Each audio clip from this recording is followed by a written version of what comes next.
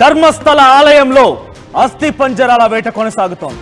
నేత్రావతి నదిలో కొట్టుకు వచ్చినటువంటి ఆ మహిళల మృతదేహాలని నేను ఇక్కడే పూడ్చానని చెప్పి ఆ పారిశుద్ధ కార్మికుడు 15 ప్రాంతాలని గుర్తించాడు.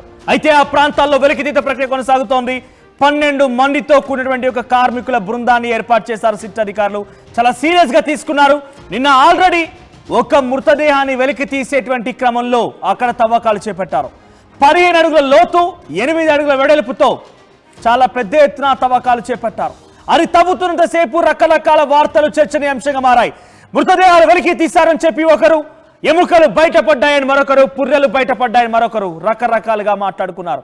కానీ ఏ ఒక్క మృతదేహం బయటపడలేదు, ఏ ఒక్క ఎముక బయటపడలేదు, ఏ ఒక్క పుర్రె కూడా బయట పడలేదన్నట్టుగా మొదటిగా అందరూ మాట్లాడుకున్నారు. ఇప్పుడు ఈరోజు రెండో పాయింట్ దగ్గర అంతా అక్కడ తవ్వకాలు జరుగుతూ ఉన్నాయి.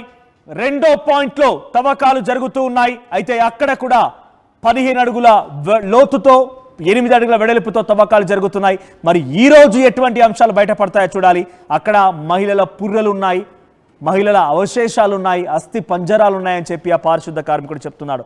1 కాదు 2 కాదు, ఏకంగా 25 ఏళ్లకు పైబడి 25 ఏళ్లకు పైబడి నేను అక్కడ పనిచేస్తున్న క్రమంలో వందలాది మృతదేహాలను నేను అక్కడ బయటికి తీశాను. వందలాది మృతదేహాలు మొత్తం కూడా నేను అక్కడ పాతి పెట్టాను, పూడ్చివేశాను, డీజిల్ పోసి కాల్ చేశానని చెప్పి ఆ పారిశుద్ధ కార్మికుడు చెప్పుకొచ్చాడు. అయితే అందులో నుంచి ఇప్పుడు 15 ప్రాంతాలని గుర్తించి ఆ 15 ప్రాంతాల్లో తవ్వకాలు చేపట్టేటువంటి ప్రక్రియ కొనసాగుతోంది. ఈ నేపథ్యంలో అక్కడ సంచలన విషయాలు బయటపడుతున్నాయి. మొదటి దాంట్లో ఎటువంటి ఆనవాళ్లు కనిపించలేదు. రెండవది తవ్వేటువంటి ప్రక్రియ కొనసాగుతోంది. ఆ తవ్వే క్రమంలో అంతా కూడా చాలా ఉత్కంఠతో ఎదురు చూస్తున్నారు. ఫోరెన్సిక్ టీం అక్కడికి చేరుకుంది, ఫోరెన్సిక్ అధికారులు చేరుకున్నారు, సిట్ అధికారుల బృందం అక్కడే ఉంది, కార్మికులు అక్కడ తవ్వకాలు చేపడుతున్నారు. ఇవన్నీ జరుగుతూ ఉండగా ఎప్పుడు ఎటువంటి మృతదేహం బయటపడుతుందోనని అంత ఆసక్తిగా ఎదురు చూస్తున్నారు. మరీ ముఖ్యంగా అక్కడ తల్లిదండ్రులు, తమకు సంబంధించిన బంధువులు కూడా చేరుకున్నారు.